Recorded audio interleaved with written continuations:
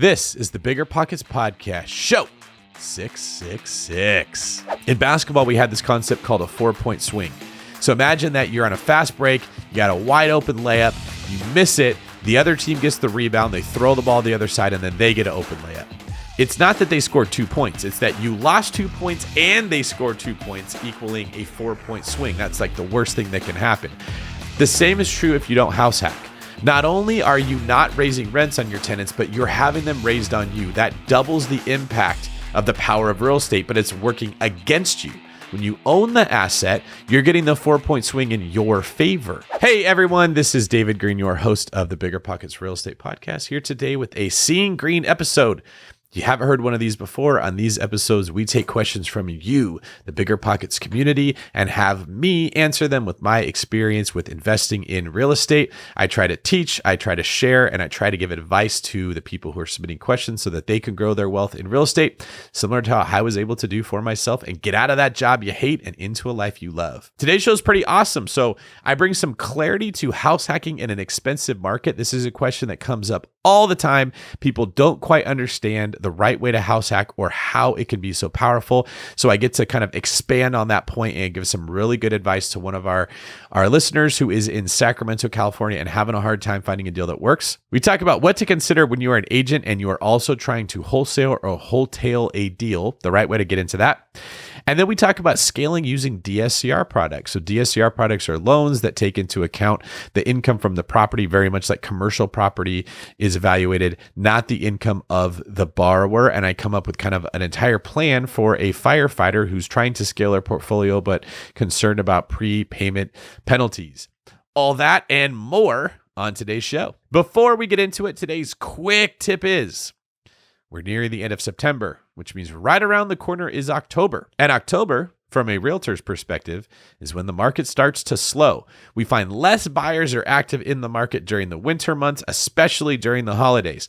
So let's say you've been sitting on the fence. Let's say you want to buy a primary residence, but you're tired of being outbid because every house gets so much attention. Now is the time that I would recommend you reach out to your agent and you put a search together and you start looking again. There are going to be a lot less buyers for every existing house than there was before, which means you have less competition, which means if you're buying, that's good for you. If you're selling, you may want to wait until springtime when there's more buyers that are looking and you're more likely to get multiple offers, unless you need the equity now so you can go reinvest it into the slower market. As an investor myself, I totally take advantage of seasonal fluctuations. I do not think that that's urban legend. I've seen from my experience, it's very true. I often tell the David Greene team clients, if you want to get top dollar, let's wait till spring. If you want to get the best deal possible, let's start looking for you in the wintertime. And I increase my own buying during the wintertime. And if I'm going to sell, I try to wait till spring. So just wanted to pass that along to you so you can take advantage as well. Okay, let's get to our first video. Hello, my name's Jessica and I live in Dayton, Ohio, and I'm a relatively new listener, but I love the Seeing Greene episodes the most. So David, I'm really hoping you can help me with this question. We are looking to get into the real estate investment market. Both work full-time. Our home has really appreciated. And so we took out a home equity fixed loan for about $53,000 in hopes that we could then have money to put down towards a rental property. We're finding that a lot of the homes that are within our price range, which we're trying to stay as close to $100,000 as possible, which in this market in the Dayton area isn't unheard of, but it's definitely difficult. Our realtor mentioned that another client she's been working with, recently started Airbnb-ing their property as a long-term extended stay Airbnb. So she said they had a lot of success renting it out to families who are looking to move but who haven't secured a new home yet and need a place to live for a couple of months. Or the other thing that is really, really popular around here, we have several large healthcare organizations in the area, and they're growing. They're massively growing. So that's booming. So my thought too is like, what stops us from using a long-term turning it into a extended stay short-term rental. And I haven't heard you guys talk a lot about that. I don't know what your guys' thoughts are. It seems that the profit, it's a lot easier to get a property to cash flow in today's market using that strategy. And so I just was curious what your thoughts were on that. All right. Thank you, Jessica, for that question. Also, please give your dog a high five or a high paw for me. We saw a little cameo there in the back. Very cute. Wanted to get into show business, I see, and it worked. Also, thanks for saying that Seeing Greene is your favorite of the BiggerPockets podcast. I appreciate that, mostly because I'm here and you're seeing green. All right, so let's get into your question. I like it. You're talking about, I think what you call them more extended stay short-term rentals. There's all kinds of names. I typically refer to them as midterm rentals. If you've never heard of these before, basically midterm rentals is something to have on your radar because I think that this is sort of the next wave, the next common trend. There's always a trend in real estate that people do really well with. This is the next one. I've got 13 units that I'm working on rehabbing right now to bring online. And when that happens, I will have more information for you guys about how to run them efficiently, how to run them productively. I'll be able to bring all the education that I can. If I talked about it right now, the problem is I would be speculating. I'd be telling you what I think works and what I'm planning on happening, but I don't have the data yet to support it. So I don't like to talk until I know for sure. It's just my personality. So keep an eye on that. The reason midterm rentals have sort of become popular and are becoming popular is because many areas are outlawing short-term rentals. And when they say you can't do short-term rentals, they're typically putting a limit on how long someone can stay in the place as the minimum amount of time. So they'll say they got to be there 30 days or more. You can't rent your unit out for less than 30 days. This is the case in many parts of Hawaii where I own real estate, where Brandon lives.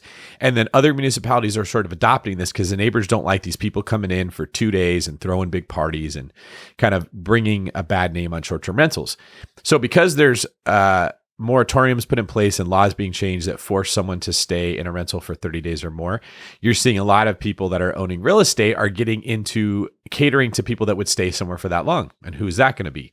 Traveling professionals like nurses or corporate executives, people that are maybe moving near a hospital because they have a sick family member that's going to be there for a long period of time and they want to be close by. Somebody taking a temp job sometimes, maybe someone who's moving to an area but isn't sure if they want to buy or if they want to rent. Like sometimes you take a job somewhere and you don't know if you want to buy a house. Well, you don't want to pay the expensive rate of a short-term rental. You don't want to live in a hotel. So you've got these like medium-term rentals, which is what I'm calling them. I've also heard them called long shorts.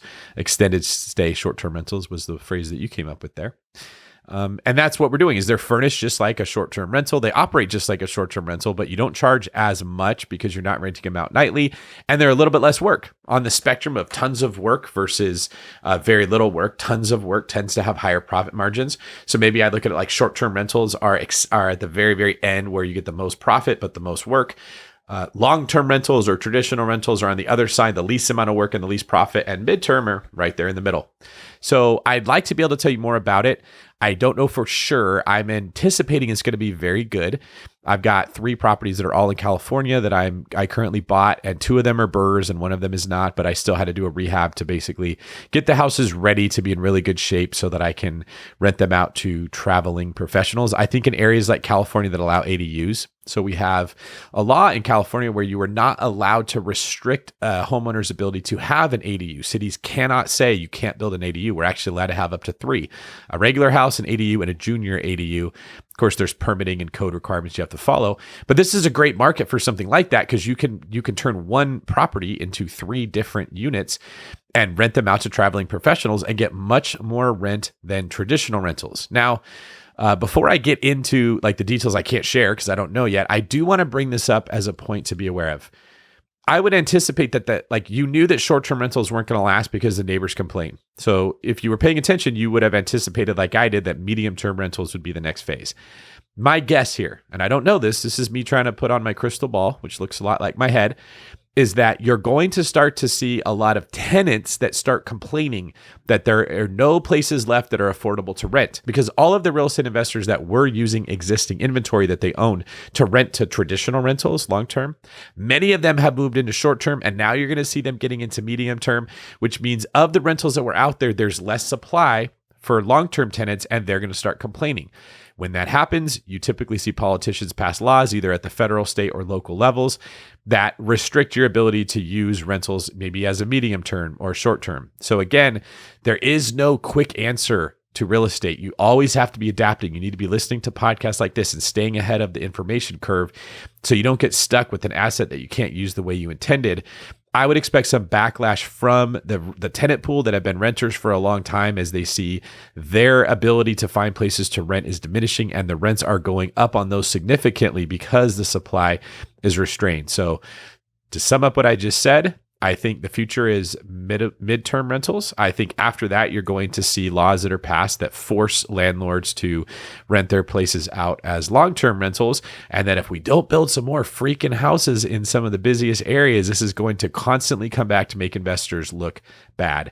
And it looks like you had a follow-up to your original question that I missed. So we're going to air it now and I will reply. The other thought that I have that I wanted to throw by you guys and see what you thought. So we have several friends who are also interested in getting into the game.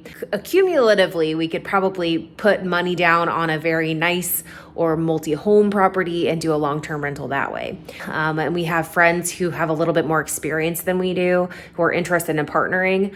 But honestly, and it sounds great. We're very interested. We trust these guys. They have more experience, so we would love to learn from them. I don't know where to start with a partnership. Like, what kinds of things should a person be considering when partnering on a real estate investment? I guess I'm just curious, like, is there a contract template, or how have you guys done that before in the past to kind of make everybody feel secure in the plan? You guys talk a lot about partnering, and so I know you have these answers. I think it's one of those things that when you're a newbie, you're like, you have no idea where to start. But when you've done it a few times, you don't realize the little details that the newbies are wondering. I'd love to know your thoughts. I can't wait to hear what you think about these things. Thank you so much. When it comes to partnerships, first off, let me say everybody at BiggerPockets, all the different hosts and personalities and advisors, we all have a different perspective on this. And a lot of that comes down to different personalities, different business goals, different perspectives. There is no right or wrong answer. There is a right or wrong answer for you. Now, this may come as a surprise, even though I do talk about partnerships. I tend to err towards not being in favor of them. In fact, I have people that reach out to me about partnerships, and it just always seems to go wrong whenever I take that road. I recently did one with someone that I didn't know, and something came up right after the partnership that caused me to sort of question how much I can trust this person, but I've already got the money in the deal. I don't really love that. Other times I've partnered with somebody and they're fascinated by real estate. They have a million questions, and I'm more like, I want less time put. That deal's already done. Let it sit. Let's look at the next one. So we have different goals. If I do partner, there's a couple rules of thumb. The deal has to be big enough that it makes sense. So I'm typically only going to partner on very expensive residential real estate or multifamily real estate. I don't want to partner on a smaller deal because instead of the work getting cut in half, you just have to do all the work twice, as both sides want a say and some control over how things go down. And it's not worth my time if it's not a big deal. Or the deal has to be something I'm getting in and out of. I would definitely partner on a flip. I would definitely partner on if it was like a big deal and a burr where I thought I could go in, get my money out, and be okay. Those are some of the qualifications that I would say I have when I'm going to partner with somebody else. The right reason to do it is because you have complementary skill sets. Somebody's great at finding deals. Someone's great at managing deals. Somebody has construction contacts. The other person has management experience. The wrong reason is for emotional ones. You don't want to partner with someone just because you're afraid to do it on your own. So I know what you asked for was tactical stuff to make sure you're doing in a partnership. What I'm going to say is you're probably better off, if this isn't a very big deal, to do it on your own without the partner, because I haven't had the person yet who came back and said, this deal I did with a partner went well. I've always heard it didn't go well, and then they're not partnering on future deals.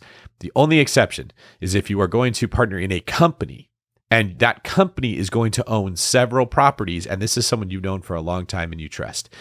In that case, the tactical advice I'll give you is spell out in the operating agreement exactly who will be responsible for which parts of the managing it. Talk with that person about how long they're okay having their money or their equity in this partnership. Some people are willing to let it ride for 40 years.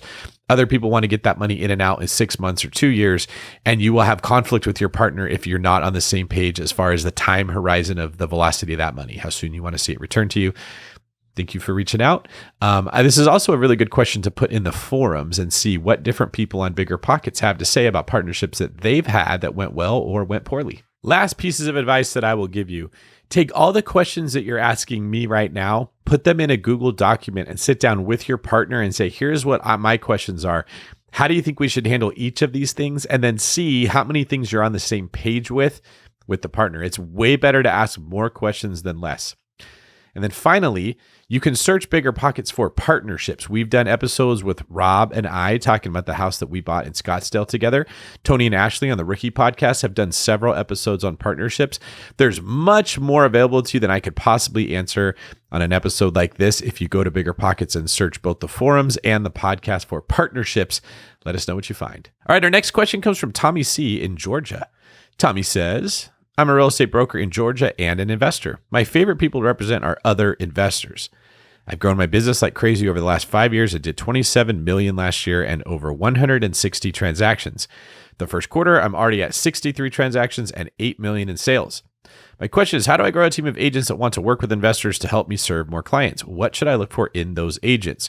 Currently, I'm struggling to get to everyone. I don't want to let anyone down, but there's not enough time in the day. Any thoughts? Thanks. Well, Tommy, very similar problem to what I have run into is you have a whole bunch of people that want your help because there's not very many people that understand how to help clients build wealth through real estate. There's tons of agents that will help you find a cute kitchen or be near the school district that you want. There's not many that understand the way that money is built within real estate. Once you get good at that, you start to find that there are more clients coming your way than you have time in the day, which is definitely the case because you look like you're doing awesome. The problem is the reason all those clients are coming to you is because there's not many people that could do what you do, which is the irony in your inability to grow. Because you can't find agents that can help those people because there's not as many people that can do what you can do. I've had several different ways I've tried to approach this problem. They've all been serviceable. None have been amazing, right? One way is I've tried to train agents how to do what I do. The problem with that is you'll often spend a ton of your time and energy training the agents instead of helping the clients. And then those agents either won't get it figured out or they will get the information and leave. This happens all the time. Another one is that they will understand the information, but they won't have the same work ethic or integrity that you do. So they will know how to run the numbers. They'll know how to find the houses, but they treat the clients like a transaction. You're just a number. I'm here to get you in and out. The clients don't like how that feels. You lose your future business. The reality is it is very difficult to grow a real estate sales team. One of the hardest things that there is to grow. And that's because the people that you're hiring tend to have different motivations. They just want to get paid more. They want someone to teach them. They want someone to hold their hand. They want someone to help them grow than you have, which is you want them to treat your clients as if it's their own. And there is no easy way around this. And this is why most of the advice that I give to the investors and the buyers is quit expecting your agent to be able to do everything you need him to do. You almost have to train your agent. If the people that you work with know how to run numbers, know how to figure out the ARV, and they can just tell the agent what they need and the agent could go and gets it, that's typically the best situation for all parties involved. I wish I had an easy answer to give you, but I'm in the same boat. We constantly hire agents, train them, and then they leave, or it was harder to make money than what they thought they were going to make. Now, I'm in California where even if we have the information, people trying to buy the best houses that are getting tons of competition get outbid. It's very frustrating. I think in Georgia, where your price to rent ratio is a little more solid, finding cash flowing deals is probably a little bit easier for you. In fact, I like your model so much. I'm actually going across the country. I just got back from traveling for 30 days and meeting with different agents to try to find David Greene team expansion agents in the markets that cash flow strong. So when people come to me and want to buy investment property, I can say, boom, I've already got this person that I've trained. Might be worth you and I having a talk at some point in the future. But that's really the challenge that you're having, is that we have to figure out a way to serve our clients. That's the ultimate goal. And doing that is something you've done well. That's why you've grown the brokerage so big. Finding the people that are going to have the same level of care that you do is very challenging. So my ultimate or my last response for you would be probably focus a little bit less on the knowledge they already have and focus on the integrity of the person that you're hiring. You can always teach them the knowledge, but you can't change their character. And focus on hiring agents that also own property. That's part of why you work so well with investors, is you are an investor. You understand when you're looking at the deal what you would be doing for yourself, so you know how to help the clients. If you find agents that also own real estate, they are much more likely to be looking at that opportunity for the client from the lens that they would be looking at it themselves. And we always do better when we're thinking about what benefits us than when we're thinking about what benefits other people. So if you can get those interests aligned, that will help. Thank you for your question. Let us know how that goes. All right, we've had some great questions so far, and I want to thank everyone for submitting them. Please take a minute to make sure to like, comment, and subscribe to the YouTube channel if you're listening to us on YouTube. I got all dressed up for you guys today. What do you think about the clothes that I'm wearing on today's show? Here are some comments from our previous episodes I'd like to share with you. Mateus Chaves says, "Thank you, David Greene. I listen every day to your podcast." Well, first off, thank you for thinking it's my podcast, but I'm really just a humble servant of the podcast itself. I'm finally going to get myself into real estate, and this was the show that gave me the final push. Okay, that makes me feel good. I'm very glad to hear that I helped you get over that hump. Have very low expectations for your first deal, slightly lower expectations on your second deal. By your third deal, you can expect to be doing pretty good, and by the fourth, fifth, and sixth deal, you'll probably be good at it. That's the best piece of advice I could give you. Next comment comes from Rivera. "I love the long answers. Love David with and without the others. The entire show with all of his personalities is incredible." Well, thank you for that. I've often wondered if I need to keep my answers shorter or if I should go on the longer stream of consciousness so you guys can kind of understand the logic behind why I give the answer. Glad to hear that you like it when I take a little bit more time and effort to answer the questions. Tim Coughlin says, "What happened to the green background? How am I supposed to know that this is really Seeing Greene?" Funny you say that, Tim. Sometimes I forget to change the light that's behind my head because I am so excited to start sharing information with all of our audience. Today's shows was one of those shows, and because I saw this comment, I went back and re-recorded everything with the green light instead of the blue. That's one of the telltale signs that it's a Seeing Greene episode. A few other telltale signs you can know. It says Seeing Greene in the title. There's no other podcast host with me, and it's me playing videos and listening to them and commenting on those videos. So if you don't see the green light, or if you're listening to this on iTunes or Spotify or Stitcher, and you don't see the background, you can still feel assured that you're listening to the Seeing Greene episode if it fits any of those qualifications. And lastly, if you're seeing me, you're already seeing green. So it doesn't matter what color the light is. Angelo comments, "Thank you for reading my question, Dave. Very much appreciated. Even missing fine detail like we all do, your points come across crystal clear. Great skill that you have. I like the longer form answers, the creative ideas on how to approach all of the questions people have. You take time to answer, give examples, and provide analogies." Well, thank you for that, Angelo. I'm glad that you like it. Make sure you subscribe to this channel so you get notified when we put out future Seeing Greene episodes. And our last comment comes from Carl Hackman. "I love your content and the way you break it down so anyone can understand. Would love if you would show your book collection favorite books." So bit of an Easter egg there. I've got my book collection right here. However, they're too blurry for you to actually read because I'm doing that cool thing that YouTubers do where we're in focus, but what is behind us is not. So you can't really see what those books are. However, if you want to actually submit a question and on Seeing Greene and say, "David, what are some of your favorite books that are behind you?" Maybe I'll take a minute and make a segment where I pull those books out and show them to the camera so you can all see what some of my favorite books are. All right. Are these questions and are these comments resonating with you? Do you have situations that are similar and you'd like me to answer? I need to know. Tell me in the comments. Tell me what type of stuff you'd like us to cover, what we can change to make the show better, what you didn't like about it, or what your favorite parts are, or just say something really funny because I read them and so does the staff at BiggerPockets, and we love to see what you guys are thinking. The comment section is the best way to get your point of view across, so please go there and leave comments, and hopefully we read one of them in a future show. All right, let's get to our next question from Sean Nichols. Hey David, thank you so much for taking this question. Essentially, my question boils down to what tips, tricks, or pitfalls do I need to watch out for when wholesaling or essentially working as an iBuyer? So I'm a real estate agent and investor in the Columbia, South Carolina markets, and I actually work with an investor who runs an iBuyer program. And essentially what we do is I go in as his local rep and make an offer on a property, 100% of market value, no repairs, no showings, all that good stuff, for like a 12% fee plus the 6% realtor fee.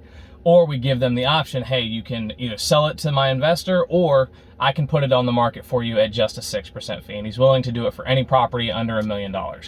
Essentially, I'm wanting to do the same thing. I'm wanting to be able to go in and tell a client or a potential client, hey, I'm willing to buy your house at 100% of market value as is for a 12% fee, or I'll list your property for a 6% fee, and give them both options to see whatever works for them. If they do decide to sell the property to me, I'm just planning on putting it right back on the market for the exact same price that they sold it to me for. So what things do I need to be watching out for with this? Obviously, it's going to take a lot of cash, a lot of capital to be able to do something like this, especially if you're planning on buying the house in cash.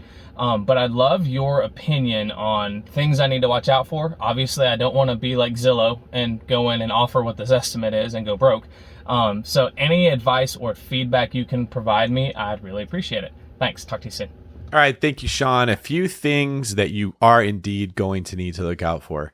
The first is you're blurring the line pretty significantly here between the fiduciary duty of a licensed real estate agent and the non-fiduciary duty of buying a house for yourself. I would have a long and well thought out conversation with your broker to find out what forms they would need you to get signed to where it was disclosed to the person when you're acting in the capacity of an agent and when you're buying it for yourself. One angry family member could get you in a lot of hot water with a lawsuit when you buy grandma's house for what ends up being a discount and they feel like you could have sold it for more on the open market. And even though you explain this to them in your opinion, they thought that as a licensed real estate agent, you were telling them that the iBuyer option was her best option. And this can happen. This is one of the reasons that wholesaling is in some ways considered to be illegal in a lot of different markets. And it's especially troublesome when the person's a licensed agent. Now, I understand how frustrating this is because as a licensed agent, there's a bazillion hoops that they make you jump through. And then as a wholesaler, it's the Wild West. You could do whatever you want. Personally, I think that there needs to be some legislation passed to bring some clarity on this because it's not fair that people who play the game fairly and go get their real estate license have so much more restrictions, so much more regulation, and so much more exposure to being sued than the person who doesn't have their license, isn't representing the client, and is just going there to buy the house for themselves. But as the way it stands now, in many areas, you are able to do both. So talking to your broker to make sure you don't get in trouble with the state or the governing board over your license would be the first thing that you should do. Having disclosures to fill out would be another thing for you to consider.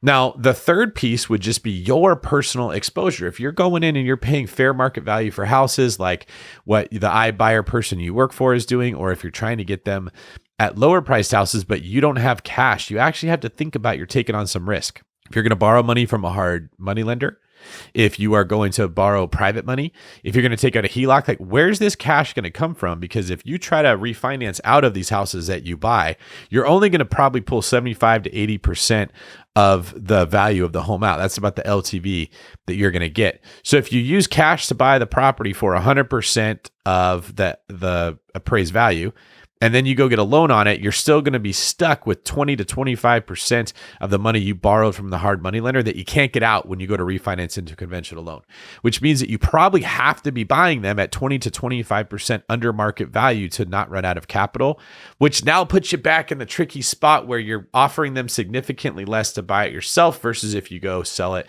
and put it on the market. I don't know for sure, and I can't give you legal advice, but here's what my gut is thinking if I was in your spot. I would find a different licensed person to refer business to when you find a person that wants to sell it and put it on the market, and focus more on buying the houses that you want to buy yourself than trying to do both, and sort of remove yourself from that legal problem that you can run into when you're trying to act in two different capacities. Thank you for your question and let us know how that goes. And our next question comes from Tony Spencer. Tony asks about scaling using DSCR loans. If you haven't heard of these, DSCR stands for debt service coverage ratio, and it's a fancy way of saying a loan that is based off income the property makes, not income that the borrower makes themselves. Hello, David. I wanted to ask you a question about scaling a portfolio, specifically investing in short-term rentals. My understanding is that a DSCR loan has a 5-year prepay penalty. And I'll say most of them do, Tony. And a 5-year prepay penalty means if you refinance or sell that loan or pay it off in any way within 5 years, you typically are going to receive a penalty and money that you have to pay back to the lender because they gave you that loan expecting to receive interest on it for at least 5 years. Right now, I'm buying an investment property with about $400,000 in equity once it's done. My debt to income ratio is now max, so a DSCR loan for my first out-of-state short-term rental makes the most sense. Like I said earlier, DSCR DSCR loans take into consideration the income from the property, not the income from the borrower. So if Tony's debt to income ratio is maxed out and he can't get a loan with his own income, he still can with the property's income. But then how do I buy the next few deals after that? I'm sure I can just save up the cash for another down payment, but that could easily take 2 to 3 years. Is it possible to do a HELOC on a DSCR property, or do I just bite the bullet and pay the penalty once I've got the equity needed? I do have roughly $750,000 in equity in my primary residence, but my wife and I are really not comfortable pulling that out. Another possibility I've considered is some type of partnership deal, but that is totally foreign to me, and that's definitely not my preference. Side note, I'm basically working 2 jobs right now, full-time 24-hour shifts as a firefighter and remodeling an investment property on my days off. In addition to that, I've got a 1-year-old and a 3-year-old at home, but I still make sure to schedule time to listen to this podcast and interact with the BP community. That's how much value it represents to me. Such an amazing platform and source of information. Amazing. Well, Tony, thank you. And let me just give a shout out to your fire department. I don't know the name of it, but if you guys are working with Tony and you listen to this, thank you for the service that you do. I hope all you firefighters out there are eating healthy food and getting workouts with weights and getting to sleep at work like us police officers never got to. All right, now let's get to your actual question here. How do you keep buying properties when there's a prepayment penalty and you have to use the DSCR loans? Well, the first thing I would say here is you can usually avoid the prepayment penalty if you pay more upfront for the loan. So if you increase your closing costs, usually a couple points, you can have that prepayment penalty waived. If not, you might just have to pay it when you go to refinance. It's better than not getting a deal at all if your personal debt to income ratio is maxed out. Another thing you could do is use these DSCR loans while paying down your own debt and increasing your income so that you can use your DTI to get a conventional loan when it's clear and use DSCR loans for whatever periods of time it's not. Is it possible to do a HELOC on a DSCR property? It's possible to do a HELOC on any property. It doesn't really matter what loan you get against the property because the bank giving the HELOC is just concerned with the equity that you have in the property. They don't care what type of loan you have in first position. A HELOC is a second position loan, basically, that's qualified based off of your ability to make the payment and the equity that is in the house. So they end up in second position to the first. In that case, your problem isn't going to be because it's a DSCR loan. Your problem is going to be because HELOCs are notoriously difficult to get on investment property. They are much easier to get on a primary residence, which is why it would make more sense for you to pull it out of your primary. But then you say that your wife and I are not really comfortable pulling it out. Here's my question to your wife and you. Does it matter if you're pulling the equity out of your primary residence versus the investment property? Are you planning on not making the payment for either one? If you're a firefighter, I'm assuming that means that you can work overtime if you end up in some kind of financial jam and you have to pay back the loan that you took out. So if you're going to take a HELOC on investment property, why wouldn't you just take a HELOC on your primary residence? You're going to get a better rate and it'll be easier. In my mind, it doesn't really make a difference which asset you take the HELOC out against, especially if you have so much equity in your primary. So let's go worst case scenario. Let's say you take the HELOC on your primary and someone steals your money. You buy the worst deal ever. Aliens come and take your house and fly away with it and you have no collateral. Something crazy happens.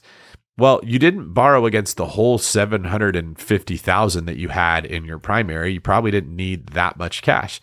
So worst case scenario, you can't work overtime and pay back that money over a longer period of time. You can't afford the payment.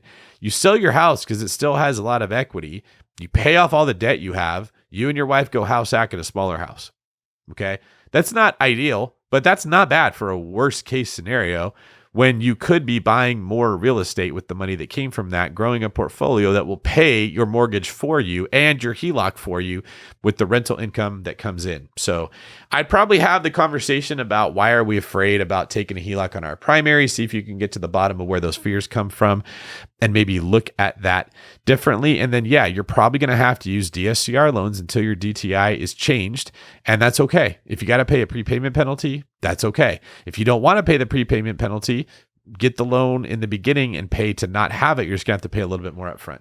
Thanks for that question. And I hope work goes well and you stay safe out there, brother. Next question comes from Chris Roberts in Chattanooga. It's funny. I was just in Chattanooga not too long ago, flying out of their airport. Hi, David. BP has become sort of therapy hour for me lately, and I appreciate it. I've spent my life in the food industry and need to be doing something different. My wife and I bought a second home to fix up, got a HELOC on our primary residence to finance the rehab, and now I'm trying to figure out if we should sell the primary when we're moved in. Walk away after the HELOC is paid back with maybe $15,000, or keep it and rent it out. That'd give me about $450 a month in cash flow considering the HELOC payment in this equation, and then the journey could start. I'm also a real estate agent here and love working on project homes. I'm just feeling a little lost in the direction to take with my life, but feel like BP could be a part of it. Thanks for all you offer, and Rob is awesome too, Chris. All right, Chris, I think I can actually make this question very simple for you. You took out a HELOC on your primary, you used that to buy the second house you're fixing up, and now you're trying to figure out, should you pay off the HELOC or should you sell your home and use the proceeds to pay it off and walk away with about $15,000? The question that you got to ask yourself is, would you rather have your house you have now, or would you rather have $15,000 in cash? Now, when I say the house you have now, what I'm referring to is the house with the HELOC against it. When you consider keeping the house, it looks like you're saying that you could rent it out for $450 a month extra. That's the cash flow you're going to make after your primary mortgage is paid and your HELOC is paid. So now the question becomes even more simple. Would I rather have $450 a month, or would I rather have $15,000 in the bank? Let's do a little calculation to see what kind of a return 450 is on 15,000.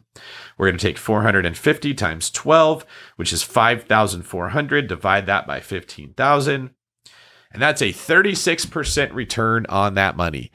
So do you think you can sell that house, take 15 grand and get more than a 36% return on the money? Probably not. Makes it pretty clear that you need to keep that house as a rental property, rent it out, and go buy a different house to live in. I especially like that idea because now you get to use an FHA loan or a primary residence loan, somewhere between 3.5% to 5% down, to get your next house, which means you don't need a ton of capital to do it. And that house could become your next rental property after you're done living there. You are in a great position. You shouldn't feel bad at all. Well done, my friend. Keep going. Hi, David. My question is about the 3 or 5% down. You've mentioned several times that your suggestion is to take great funding, put 3 or 5% down, house hack, and then just rinse and repeat that. My question lies in the fact that I live in California, I live in Sacramento, and properties are quite expensive out here, like $400,000 easy. And I hate where I live, so it doesn't do me any good to buy something super cheap just to end up in a crummy neighborhood like where I'm currently living. So I'm looking to purchase something in a nicer neighborhood. So you're $500,000, $600,000. And if I want to house hack or create a situation where I can generate some income, then it's definitely going to be in the higher price point. So I don't understand how I can make this work according to your suggestion, because putting 3 or 5% down makes the mortgage unpayable. So can you give an example or give some specifics on how I can make this work in my California market? That would be awesome. Thank you. All right. Thank you, JD. Now, I understand that you actually had a little bit of trouble getting acknowledgement for the video submission that you put in here. I can see that you are very eager to make some progress. So a few words of suggestion for you. One, if you ever have a question like this that you feel is very urgent and you need answered, please consider, in addition to submitting it to us here at biggerpockets.com/David, go to the BiggerPockets forums and ask it there. Also, I have an agent on my team. He's been interviewed on the BiggerPockets Money Show. He's been on the BiggerPockets YouTube channel. Kyle Ranke, he and Brandon Turner are my two best friends. He works in the Sacramento market. You should reach out to him. He would be happy to help you with this question because we know that market very well. Now, I'm really glad you asked this question because it gives me a chance to clarify a few things for you. You said that it's very difficult to find a property that will generate income as a house hack when you're only putting 3.5% to 5% down. That is right. It's notoriously difficult, almost impossible most of the time. Here's where I think you got confused. House hacking is not meant to generate income. House hacking is meant to save money that you were spending on rent. It's not something that you should be approaching thinking, how much money am I going to make? It's something you should be approaching with the idea of how much money can I save? So for instance, if rent in Sacramento where you're living is $2,500 a month, and we can get you a house hack that after your tenant pays you rent, you're only paying $500 a month or $1,000 a month, you're actually saving $1,500 to $2,000 a month. Now, you're not making anything because you're still coming out of pocket somewhere between $500 to $1,000, but that is significantly less than what your rent would be. Now, you may say, well, I'm living in a house, I'm not paying rent. That's true, but you have a mortgage still. If you're able to move out of the one you're in, if you own it, rent it to someone else, break even or make some cash flow on that, and then drop the payment that you were making of maybe $2,500 a month or $3,000 a month down to the $500 to $1,000 a month that you're coming out of pocket to house hack, you're saving money and you're adding an additional property to your portfolio. Now, I'm really glad that you submitted this question, and we selected it specifically because I need to highlight, I'm always telling people to house hack. But the assumption is I should be able to live in a property which takes up one of the units that would normally be rented, put very little money down, 3.5% to 5% instead of 20%, and still have it cash flow. And this is why house hackers get so frustrated. In some markets, that might work. If you're in the South, if you're in the Midwest, if you're in a place with very low price to rent ratios, and it's a fourplex or a triplex, you might be able to house hack and still make a little bit of money. But if you're in an expensive market like California, Sacramento, Northern California, the value is not that you're making money every month. The value is that you're owning real estate that's going to go up in value. The rents are going to be going up in value. The price of the asset's going to be going up in value. And most importantly, the rent that your landlord is charging you isn't happening anymore. Because when you are renting, your rents go up every year. Just like when you own the home and you get to increase the rents every year, when you don't own the home, the rents get increased on you. In basketball, we had this concept called a 4-point swing. So imagine that you're on a fast break, you got a wide open layup, you miss it, the other team gets the rebound, they throw the ball the other side, and then they get an open layup. It's not that they scored 2 points. It's that you lost 2 points and they scored 2 points, equaling a 4-point swing. That's like the worst thing that can happen. The same is true if you don't house hack. Not only are you not raising rents on your tenants, but you're having them raised on you. That doubles the impact of the power of real estate, but it's working against you. When you own the asset, you're getting the 4-point swing in your favor. You're getting to increase the rents every year, and you're not having them increased on you at the same time that the value of your asset is going up over time, and you're adding another home to your portfolio. So what I'm getting at here is house hacking is incredibly powerful, but it doesn't work if you're trying to force it to cash flow. Don't just think about making money every month. Think about the money you're saving in doing this. And the last piece of advice I'll give, if you go make $500 in cash flow investing out of state somewhere else, that's going to be taxed. Let's say you get to keep $350 out of that $500, okay? If you save $500 in rent, it's not taxed. You're actually keeping the full $500. So you're only taxed on money you earn. You're not taxed on money you save. And this is why I constantly tell people that are trying to build wealth, start with what you're spending. Start by spending less. Start by decreasing the amount of money you spend all the time because you're not getting taxed on what you save. It has a bigger impact. Okay, if you want to actually make $500, maybe you have to earn $700 because you were only going to keep a percentage of it. So saving $500 in rent is the equivalent of making $700 in an out-of-state market, which is very difficult to do. So hope that helps answer your question. Thank you for your patience in working with this, and get on those BiggerPockets forums and ask more questions there. All right, I am very glad we got another episode of Seeing Greene on the books. I went pretty quickly here, but that let me bring more value to you by answering more questions. I hope you guys enjoyed this, and I hope that if you'd like to be considered to be on this show, please go to biggerpockets.com/David and submit your question. Also, if you're not following us on YouTube, please do that there where you can like, comment, and subscribe, and we can see what you have to say about the show. If you'd like to follow me on social media, I'm at DavidGreene24. You can find me there, but your best chance of getting a hold of me is to submit a question here through BiggerPockets and hopefully be on the podcast yourself. Thanks again for giving me your attention and for coming here to get your information about wealth building through real estate. I appreciate that I am the one that gets to lead you through this journey. Thank you for your support, and we'll catch you on the next episode.